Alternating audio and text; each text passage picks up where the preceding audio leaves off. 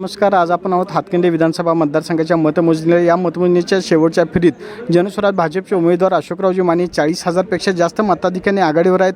आत्ता आपल्या समेत आहेत हातकंडे तालुका भाजपचे अध्यक्ष अमरसिंह पाटील साहेब. नमस्ते. नमस्कार. आपले 40,000पेक्षा जास्त आपण आघाडी गेल्या. महाविकास आघाडीला एक मोठी फाईट दिली. आपला उमेदवार विजयी झाल्याचे संकेत आहेत. अखंड कोल्हापूर जिल्हा म्हणण्यापेक्षा महाराष्ट्रावर भाजपची पुन्हा सत्ता स्थापन झाली. याबद्दल आपण काय सांगाल? हा निकाल तर आधी सुरुवातीचा लागलेला आपल्या हातकणंगले तालुक्यामध्ये. तर ह्यामध्ये महायुतीचे जे बाकीचे घटक पक्ष असतील किंवा ह्या हातकणंगले तालुक्यामध्ये महाडिक साहेबांची जी ताकद आहे, आवाडे साहेबांची जी ताकद आहे, डॉक्टर विनय कोरे साहेबांची जी ताकद आहे आणि दर्शील दादा जे ताकद आहे, जे प्रमुख जिल्ह्याचे नेते आहेत ते ह्या हातकणंगले मतदारसंघामध्ये येत असून या सगळ्यांची ताकद किंवा जे त्यांच्या कार्यकर्त्यांनी जे प्रामाणिकपणे काम केलं आहे आणि त्या हातकणंगले सर्व जनतेचे मी पहिला आभार मानतो.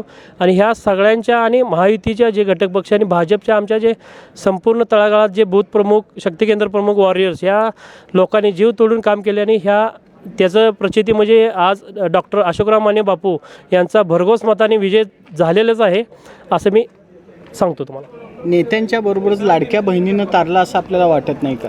हां, लाडक्या बहिणीने तर संपूर्ण महाराष्ट्रामध्ये लाडक्या बहिणीने आपल्याला भरपूर म्हणजे एक हाती सत्ता लाडक्या बहिणींच्यामुळं किंवा ज्या आपल्या तरुण वर्गातील ज्या मुली आहेत त्या मुलींना जे मोफत शिक्षण असेल किंवा शेतकऱ्यांना जे 7.5 HP लाईट बिल माफ असेल, असे महत्त्वाचे आणि भरपूर निर्णय जे महायुती सरकारने घेतले त्या निर्णयाला महाराष्ट्रातील जनतेने कौल दिलेला आहे. कोल्हापूर जिल्ह्यात आपली सत्ता पहिल्यांदाच विद्यमान निवडून महाविकास आघाडीच्या सर्वच उमेदवारांचा पराभव करून जवळजवळ 8 ठिकाणी आपण विजय मिळवत आहे. त्याबद्दल भाजपच्या वतीनं काय सांगाल?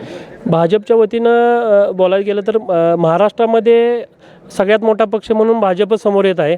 आणि कोल्हापूर जिल्ह्यामध्ये पण आत्ता बघितलं तर सगळ्यात पहिला निकाल अमल माडिक साहेब यांचा विजयानं सुरुवात झाली आणि डॉक्टर राहुल आवाडे साहेब पण भरघोस मताने निवडून येत आहेत कमळ या चिन्हावर. यड्रावकर साहेब पण विजयी झालेले आहेत.